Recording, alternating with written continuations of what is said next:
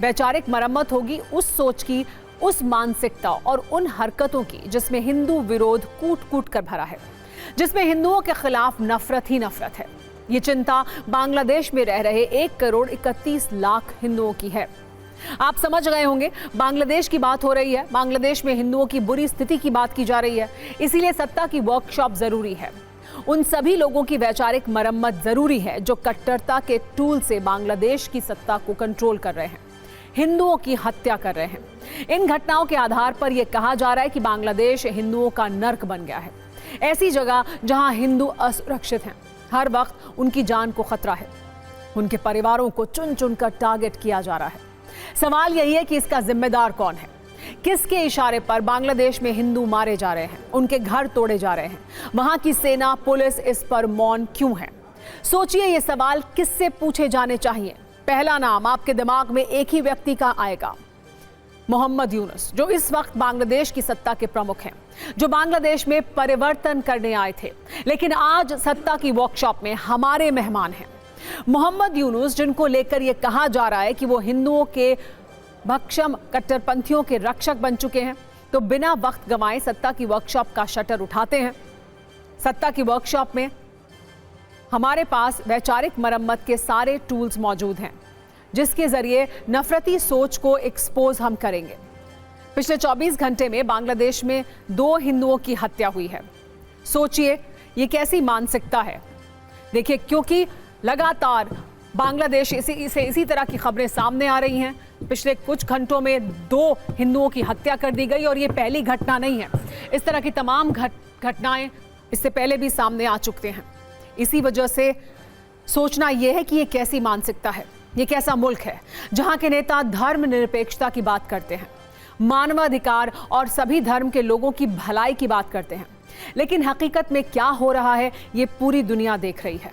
आज हथौड़े से हम ऐसी ही हिंदू विरोधी मानसिकता पर प्रहार करेंगे। पिछले 18 दिन में 6 हिंदुओं का कत्लेआम हो चुका है। इस हिसाब से देखिए तो औसतन हर 3 दिन में 1 हिंदू की हत्या की जा रही है। यही वजह है कि ऐसी हरकतों का उचित उपचार जरूरी है। हमारे पास पिलास भी है, जिससे पाकिस्तान प्रेम वाले तार हम खींचेंगे। कट्टरपंथियों के पाकिस्तान कनेक्शन वाले प्रमाण भी आपके सामने रखेंगे। बताएंगे कैसे बांग्लादेश तीव्र गति से पाकिस्तान बनता जा रहा है। जब आपकी गाड़ी के नट बोल्ट ढीले हो जाते हैं तो आप क्या करते हैं? पेचकस से इससे कसते हैं। ठीक इसी तरह बांग्लादेश में सत्ता की गाड़ी के नट बोल्ट में नफरत की मात्रा बढ़ गई है। इसे कसने की जरूरत है। हमारे पास पेचकस भी है, जिससे एंटी हिंदू विचारों को लाइन पर लाया जाएगा। ग्रीस का भी इस्तेमाल होगा। मजहबी मानसिकता की सर्विसिंग की जाएगी। बांग्लादेश से आ रहे वीडियो, वहां हो रही घटनाओं से आपको भी ऐसा लग रहा होगा कैसे हिंदू प्रताड़ित है, खौफ में है, डरे हुए हैं। मजहब के नाम पर उनके घरों, उनके धार्मिक स्थलों को चोट पहुंचाई जा रही है। इसीलिए वैचारिक सर्विसिंग की जरूरत पड़ी है। बांग्लादेश में हिंदुओं पर हमले की सबसे लेटेस्ट घटना नरीसंदी जिले से आई है, जहां सोमवार रात एक हिंदू दुकानदार की धारदार हथियारों से हत्या की गई। मृतक की पहचान 40 वर्षीय शरद चक्रवर्ती मणि के रूप में हुई है। शरद चक्रवर्ती मणि अपनी किराना दुकान चला रहे थे। इसी दौरान अचानक वहां पहुंचे अज्ञात हमलावरों ने उन पर धारदार हथियारों से हमला किया। मौके से वो फरार हो गए। गंभीर रूप से घायल मणि को अस्पताल ले जाया जा रहा था, लेकिन रास्ते में ही उनकी मौत हो गई। पुलिस मामले की जांच कर रही है, लेकिन ये लोग कौन थे? क्यों एक और हिंदू का कत्ल किया? इस पर वहां की सत्ता और पुलिस के पास कोई जवाब नहीं है। वैसे बांग्लादेश की सत्ता के लिए हमारे पास जानकारी है। ये बताया जा रहा है कि 19 दिसंबर को मणि ने सोशल मीडिया पर एक पोस्ट लिखा था, जिसमें बांग्लादेश में बढ़ती हिंसा पर चिंता जताई थी। अपने इलाके को मौत की घाटी बताया था, जिसके बाद शरद चक्रवर्ती मणि की हत्या की गई। सोच कर देखिए, ऐसे शब्द किसे चुभे होंगे? इस हिंदू के दर्द को हम वहां पिछले 18 दिन की घटनाओं के आधार पर आइए आपको बताते हैं, ताकि आप समझ सकें कैसे बांग्लादेश हिंदुओं के लिए नर्क बन चुका है और क्यों आज वर्कशॉप में उनकी मरम्मत करने की जरूरत पड़ी है। पिछले 18 दिन में 6 हिंदुओं की हत्या हो चुकी है। 18 दिसंबर को दीपू चंद्र दास की फैक्ट्री में घुसकर मॉब लिंचिंग की गई थी। शव लटकाया गया, फिर जलाया गया। 24 दिसंबर को अमृत मंडल को भीड़ ने बेरहमी से पीटा था, जिसके बाद 29 साल के अमृत की मौत हो गई थी। 29 दिसंबर को बृजेंद्र बिस्वास की गोली मारकर हत्या की गई थी। 1 जनवरी को खोकोन दास को कट्टर भीड़ ने मार डाला था। 5 जनवरी यानी कल राणा प्रताप बैरागी की हत्या की गई थी। कट्टरपंथियों ने बीच बाजार में गोली मारी थी। 5 जनवरी को ही शरद चक्रवर्ती मणि को बांग्लादेश के नरसिंगदी में धारदार हथियार से मर्डर किया गया। ये नरसंहार का सिलसिला लगातार जारी है। इसका विरोध हर जगह हो रहा है। बांग्लादेश में जो हो रहा है हमारे लिए चिंता की कारण बना हुआ है। हिंदू लोगों का ऊपर अत्याचार दिन का दिन बढ़ ही रहा है, तो स्थिति चिंतनीय है और उनका इफेक्ट असम में भी हो सकता है। तो हमें थोड़ा एक हिसाब से थोड़ा सा कोशिश रहना पड़ेगा। भारत सरकार क्या कर रही है? अभी खालदा जिया के लास्ट राइट्स पे जब हमारे फॉरेन मिनिस्टर गए थे तो वो तो पाकिस्तान के स्पीकर से मिलने खुद चले गए। पाकिस्तान में शोर मचा हुआ है। क्या यही हमारी इज्जत है?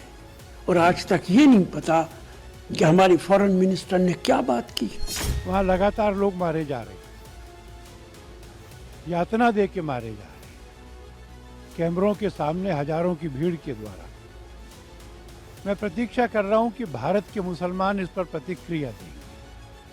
मुस्लिम संगठन जो धार्मिक आज़ादी की बात करते हैं, धर्मों की बराबरी की बात भारत में करते हैं, वो बांग्लादेश के बारे में भी करेंगे। ये बांग्लादेश के समाज को ये लोग बर्बाद कर रहे हैं, उसकी संस्कृति को बर्बाद कर रहे हैं। और मैं ये कहना नहीं चाहता हूँ, लेकिन कहना पड़ेगा कि अगर यूनुस साहब को ज़रूरत पड़े तो हिंदुस्तान से आज भी वो मदद ले सकते हैं। हम लोग मदद देने के लिए तैयार हैं। आप मदद लीजिए और जो फेनेटिक लोग वहाँ जमा हो रहे हैं उनके खिलाफ कड़ी कार्रवाई कीजिए। ये सही नहीं हो रहा। सरकार कब तक चुप बैठे रहेगी? आप सुरक्षा प्रदान करिए, बॉर्डर खोल दीजिए, वहाँ के हिंदुओं को भारत में शिफ्ट करने का काम करिए और बांग्लादेश को भारत में विलय करने का काम करिए। बांग्लादेश का विरोध ऐसे ही नहीं हो रहा है। इसकी पूरी कहानी हम आपको कुछ आंकड़ों से बताते हैं। बांग्लादेश में अगस्त 2024 से जून 2025 तक 2442 हमले हुए। इनमें हत्याएं, यौन शोषण, मंदिरों पर अटैक शामिल हैं। 2025 में 11 हिंदुओं की हत्या का दावा किया गया है। शेख हसीना के इस्तीफे के बाद 23 हिंदुओं की हत्या हुई। 2025 के पहले 6 महीनों में ही 258 हमले हुए। 59 मंदिरों को टारगेट किया गया। इतने हमलों के बावजूद यूनुस सरकार ने कई दावों को फेक न्यूज बताया। ऐसा लग रहा है कि उनकी आंखों पर पट्टी बंधी हुई है। निष्कर्ष यही है कि बांग्लादेश में अब लोकतंत्र नहीं, सिर्फ कट्टर तंत्र है। बांग्लादेश के 1,31,00,000 हिंदू कट्टर सत्ता के शिकार हो चुके हैं। सत्ता की वर्कशॉप के 3 मैसेज हैं, वो भी आइए आपको बता देते हैं। पहला मैसेज, बांग्लादेश में सुनियोजित हिंदू नरसंहार के प्रायोजक यूनुस सरकार है। दूसरा मैसेज, नोबेल शांति पुरस्कार विजेता की सत्ता में शांति की कोई गारंटी नहीं है। और तीसरा मैसेज, मोहम्मद यूनुस याद रखें, कट्टरपंथी किसी के सगे नहीं होते हैं। नोबेल शांति पुरस्कार विजेता ना शांति की गारंटी दे रहे हैं, ना हिंदुओं की सुरक्षा की गारंटी। ऐसा लगता है कि यूनुस सरकार ये कह रही है कि हिंदू अपनी सुरक्षा का इंतजाम स्वयं करें।